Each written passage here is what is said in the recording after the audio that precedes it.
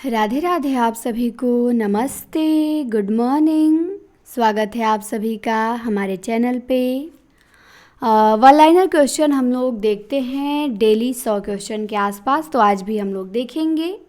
तो चलिए शुरू करते हैं। क्लास को एक बार आप लाइक और शेयर ज़रूर करें। आते हैं अपने प्रश्नों पे।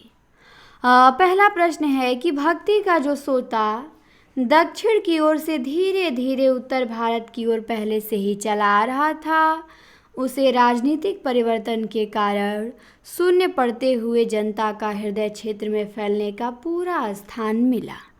ये कथन किस विद्वान का है? तो ये कथन हमारे शुक्ल जी का है कि भक्ति का जो सोता दक्षिण की ओर से धीरे धीरे उत्तर भारत की ओर चला आ रहा था। कौन कहता है? शुक्ल जी कहते हैं। फिर एक पंक्ति है, किसकी पंक्ति है? भोर होत बोलत चूह चूही, भोर होत बोलत चूह चूही। ये पंक्ति किसकी है? तो ये पंक्ति है मलिक मोहम्मद जायसी की। फिर हिंदी कोविद रत्नमाला किसने लिखा है? तो हिंदी कोविद रत्नमाला श्याम सुंदर दास ने लिखा है। हिंदी दिवस कब मनाया जाता है? तो हिंदी दिवस 14 सितंबर को मनाया जाता है। जो तुम्हारे अनुशासन पावे, कंदु क्यों ब्रह्मांड उठावे। इस पंक्ति में कौन सा रस है? तो रौद्र रस है। अपस्मार क्या है? तो अपस्मार संचारी भाव का एक प्रकार है। अपस्मार संचारी भाव का एक प्रकार है। गुलबहार कहानी किसकी है? तो गुलबहार कहानी है किशोरी लाल गोस्वामी की। फिर रामानंद को दसधा भक्ति का आगार किसने कहा है?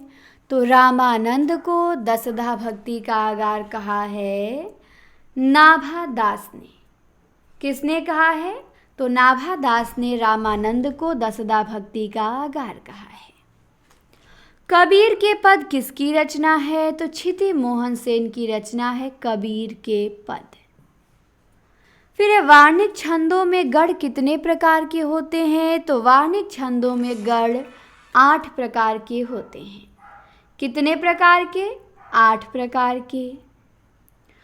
फिर भाव शांति, भाव संधि और भाव सबलता का संबंध भाव के किस भेद से है? तो संचारी भाव से है। भाव संधि, भाव सबलता, भाव शांति का संबंध भाव के किस भेद से है? संचारी भाव से। ग्रियर्सन ने राजस्थानी बोलियों को कितने वर्गों में रखा था? तो ग्रियर्सन ने राजस्थानी बोलियों को 5 वर्गों में रखा था।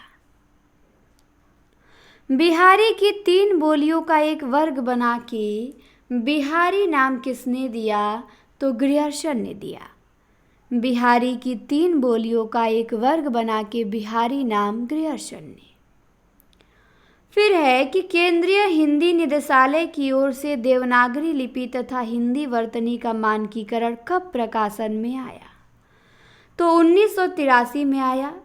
केंद्रीय हिंदी निदेशालय की ओर से देवनागरी लिपि तथा हिंदी वर्तनी का मानकीकरण कब प्रकाशन में आया? 1983 में। एक एक प्रश्न बहुत ही इम्पोर्टेंट है, कोई भी इसमें से पूछा जा सकता है। फिर सुख दुखात्मक कोरसः, सुख दुखात्मक कोरसः, ये पंक्ति किसकी है? तो ये पंक्ति है रामचंद्र गुरचंद की, जिन्होंने नाट्य दर्पण लिखा है, उन्हीं की पंक्ति है। फिर है अगला प्रश्न कि शुक्ल जी ने किसके काव्य का विवेचन करते हुए चकपकाहट शब्द का प्रयोग किया है? तो शुक्ल जी ने सूरदास के काव्य का विवेचन करते हुए चकपकाहट शब्द का प्रयोग किया है। सूरदास के काव्य का विवेचन करते हुए। फिर नामदेव कहाँ के दर्जी थे? तो नामदेव दर्जी थे नरसी बमनी जिला सतारा के। कहाँ के दर्जी थे नामदेव? नरसी बमनी जिला सतारा के। फिर पंक्ति है, इसमें कौन सा रस है? मन की उत्पत्त वेदना मन ही मन में बहती थी। तो इस पंक्ति में करुण रस है। मन की उत्पत्त वेदना मन ही मन में बहती थी। फिर हिंदी का पहला समाचार पत्र कौन सा है? उदंत मार्तंड है 1826 में। हिंदी का पहला समाचार पत्र उदंत मार्तंड 1826। फिर है मध्यकालीन भारतीय आर्य भाषाओं की समय सीमा। तो मध्यकालीन भारतीय आर्य भाषाओं की समय सीमा 500 ईसा पूर्व से 1000 ईस्वी तक। मध्यकालीन भारतीय आर्य भाषाओं की समय सीमा 500 ईसा पूर्व से 1000 ईस्वी तक है। फिर दंडी ने काव्य हेतु किसे माना है? तो दंडी ने 3 काव्य हेतु माना है, प्रतिभा, शास्त्र, ज्ञान और अभ्यास को। प्रतिभा, शास्त्र, ज्ञान और अभ्यास को दंडी ने कहा है कि यही 3 काव्य हेतु हैं। अपभ्रंश की उत्तरकालीन अवस्था क्या है? तो अवहट्ठ है। अपभ्रंश की पूर्वकालीन अवस्था क्या है? तो प्राकृत है। और उत्तरकालीन अवस्था मतलब बाद की अवस्था क्या है? तो अवहट्ठ है। प्राकृत की उत्तरकालीन अवस्था क्या है? तो पाली है। अपभ्रंश की अवहट्ठ है उत्तरकालीन अवस्था और प्राकृत की पाली है। प्राकृत, पाली, अपभ्रंश, अवहट्ठ।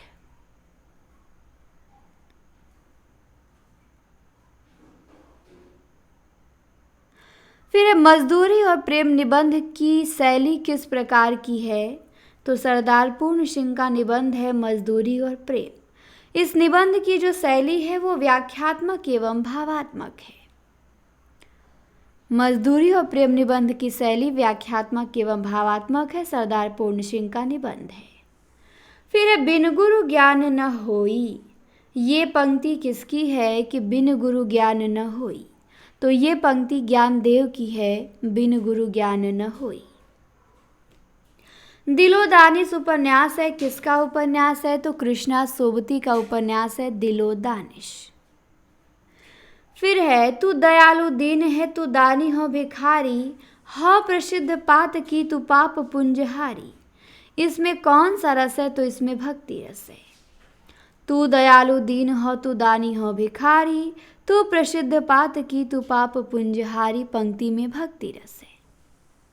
फिर है मैला आंचल उपन्यास में प्रशांत शरत बाबू के उपन्यासों की नारी किसे कहते हैं? तो ममता को कहते हैं। मैला आंचल उपन्यास में जो डॉक्टर प्रशांत हैं वो शरत बाबू के उपन्यासों की नारी ममता को कहते हैं। फिर है विनय पत्रिका में काशी के लिए किसका रूपक वर्णित है? तो विनय पत्रिका में काशी के लिए कामधेनु का रूपक वर्णित है।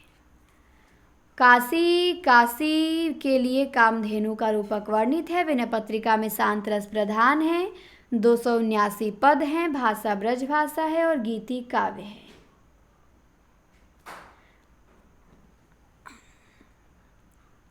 आगे है कबीर की जाति। कबीर की जाति क्या है?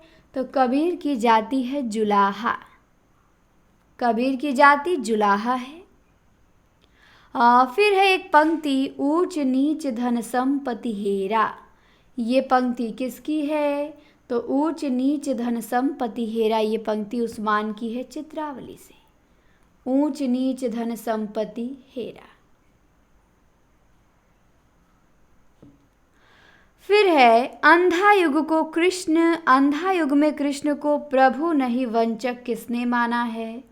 तो अंधा युग में कृष्ण को प्रभु नहीं वंचक माना है धृतराष्ट्र ने। वो कहते हैं कि तुम प्रभु नहीं वंचक हो, वंचक। फिर एक कोठरी की बात कहानी है, किसकी कहानी है? तो कोठरी की बात कहानी अज्ञे जी की है। कालिदास की किस रचना को दूत वाक्य कहा गया है? तो मेघदूतम को दूत वाक्य कहा गया है। कालिदास की जो रचना है मेघदूतम, ये क्या है? दूत वाक्य है। फिर अकृतम में समास, तो अकृतम में तत्पुरुष समास है, नई तत्पुरुष है। अकृतम में नए तत्पुरुष। फिर एक काव्यम ग्राह्यम लंकरात, ये पंक्ति किसकी है? तो वामन की है। काव्यम ग्राह्यम लंकरात। फिर है रामानंद को आकाश धर्मा गुरु किसने कहा है? तो रामानंद को आकाश धर्मा गुरु कहा है हजारी प्रसाद द्विवेदी ने। सुलोचना निबंध के लेखक कौन है? तो सुलोचना निबंध के लेखक हैं भारतेंदु जी। हिंदी शब्द सागर संपादित ग्रंथ है किसके द्वारा? तो श्याम सुंदर दास के द्वारा संपादित है। रघुवीर सहाय का काव्य ग्रंथ हंसो हंसो जल्दी हंसो, इसकी कविताएं किससे संबद्ध हैं? तो इसकी कविताएं भारत में लगाए गए आपातकाल से संबद्ध है। हंसो हंसो जल्दी हंसो। फिर है संत कबीर की साखी किसकी रचना है? तो युगलानंद की रचना है संत कबीर की साखी। फिर है कबीर साहित्य की परख, ये किसकी रचना है? तो परशुराम चतुर्वेदी का है कबीर साहित्य की परख। फिर है आदिकाल के किस कवि की भाषा हिंदी के वर्तमान रूप के सर्वाधिक निकट है? तो अमीर खुसरो की भाषा हिंदी के वर्तमान रूप के सर्वाधिक निकट है। फिर है मुक्ति बोध की किस कविता से संकेतित होता है कि अतीत की बौद्धिक चेतना को वर्तमान को सौंप देने से ही उपलब्ध ज्ञान की सार्थकता है?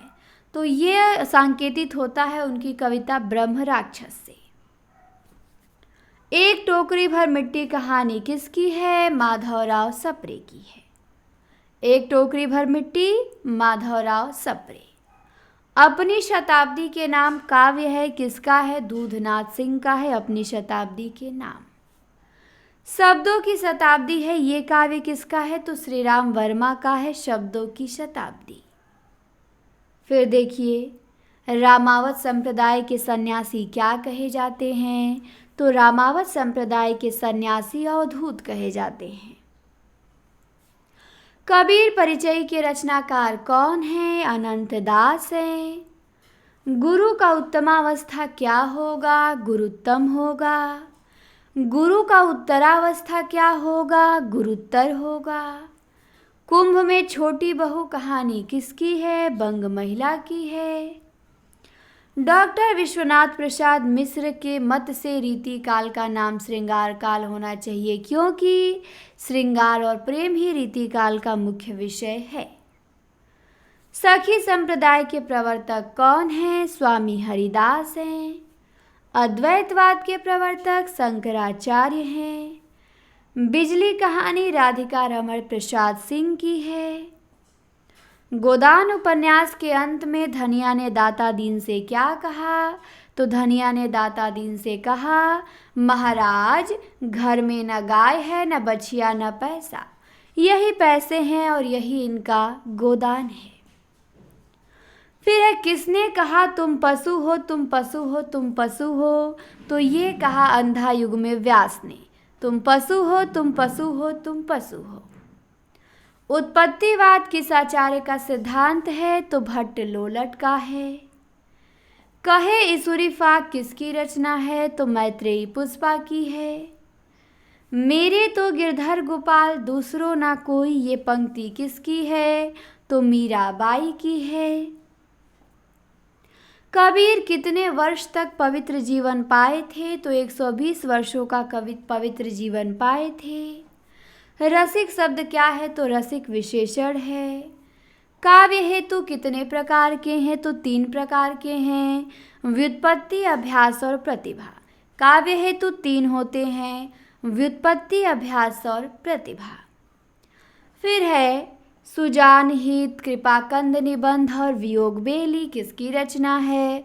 तो घनानंद की है। सुजान हित कृपाकंद निबंध और वियोग बेली। फिर है कि कमलेश्वर के किस उपन्यास में आज़ादी पूर्व के भारतीय गांव का संघर्षपूर्ण जीवन चित्रित है? तो सुबह दोपहर शाम में।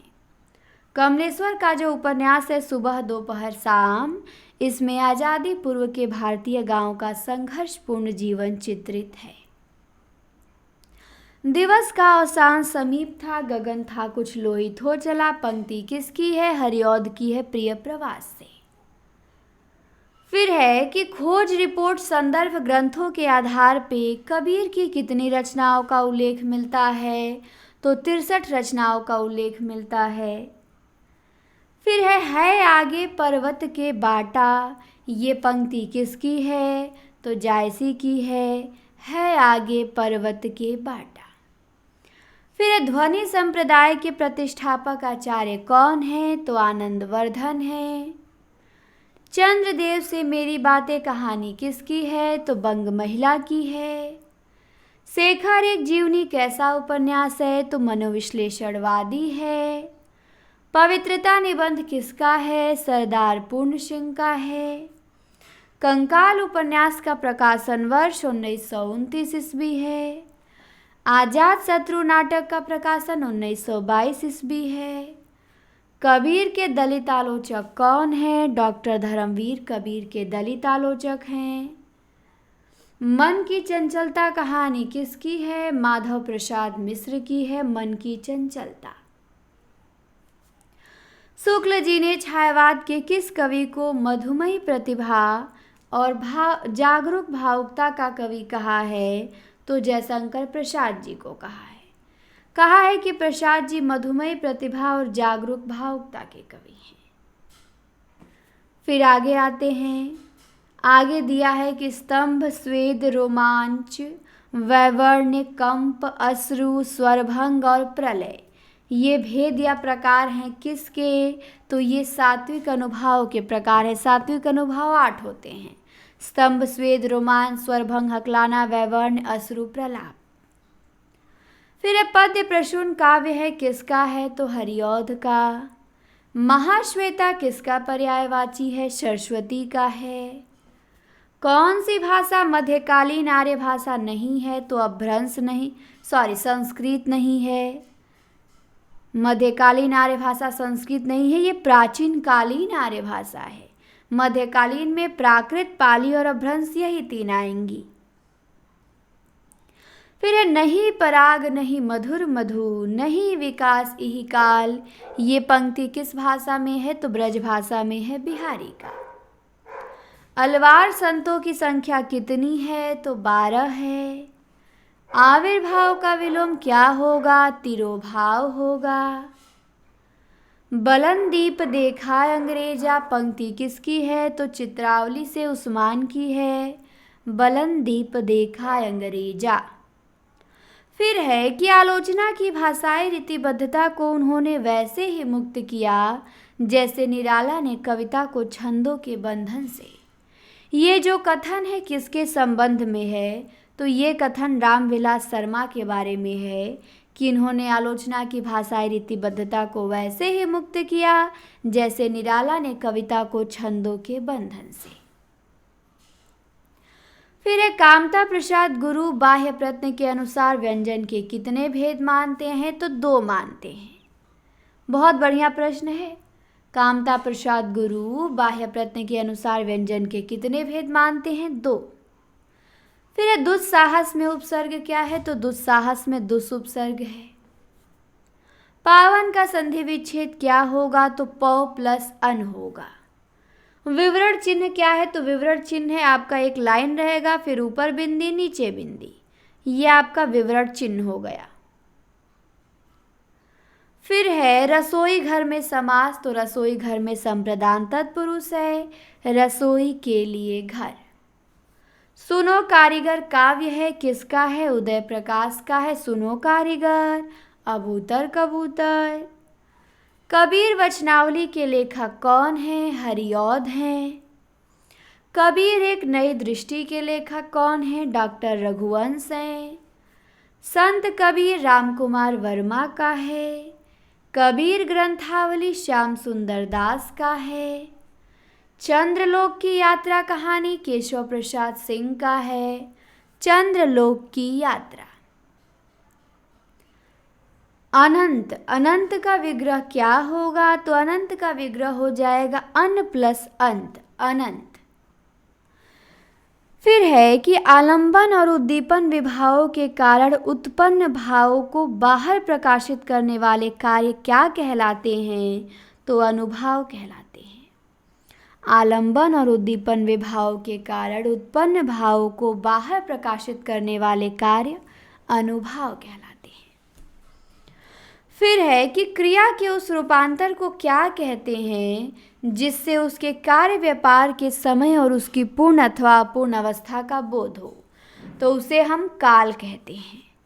क्रिया के उस रूपांतर को क्या कहते हैं जिससे उसके कार्य व्यापार के पूर्ण अथवा अपूर्ण अवस्था का बोध हो? तो उसे काल कहते हैं। फिर राधा निबंध लिख रही है, कौन सा काल है? तो वर्तमान काल है। वर्तमान काल का कौन सा भेद है? तो तात्कालिक वर्तमान है, अभी लिख रही है। उसका काम अभी पूरा नहीं हुआ है, चल रहा है, तो तात्कालिक वर्तमान है। भवभूति का मूल नाम क्या था? तो भवभूति का मूल नाम था श्रीकंठ। पिता नीलकंठ, माता सुशीला। ये माता सुशीला नहीं थी, जातुकर्णी थी इनकी। सुशीला तो भारवी की माता थी। फिर अर्थ के विचार से संज्ञा के कितने प्रकार होते हैं? तो अर्थ के विचार से संज्ञा के 5 प्रकार होते हैं। अर्थ के विचार से संज्ञा के 5 प्रकार, ध्यान देंगे। तो इस प्रकार हमने 100 से भी अधिक प्रश्न देख लिया। 5 पेज हमने आज पढ़ा है। तो उम्मीद करते हैं कि क्लास आप सभी लोगों को अच्छी लगी होगी। अच्छी लगी होगी तो शेयर ज़रूर करें, कमेंट करें, और क्लास आपने देखा इसके लिए आप सभी को बहुत बहुत धन्यवाद। मिलते हैं नेक्स्ट क्लास में।